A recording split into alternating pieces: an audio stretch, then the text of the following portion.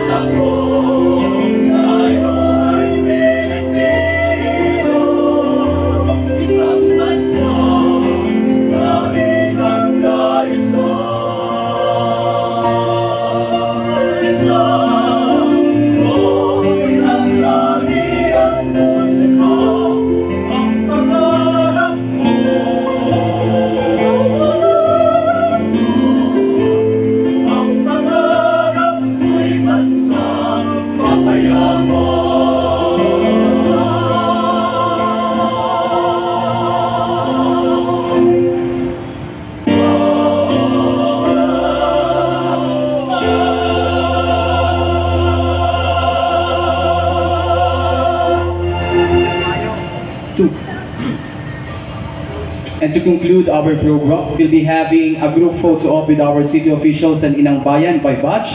First are the Boy Scouts of the Philippines, to be followed by the uniformed personnel, the Naga City Police Office headed by Police Colonel Erwin L. Rebellion.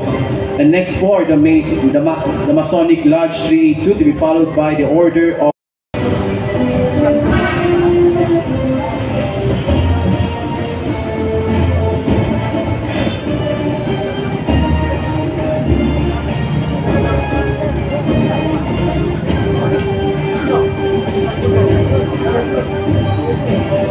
Ngayon, ating nasasaksihan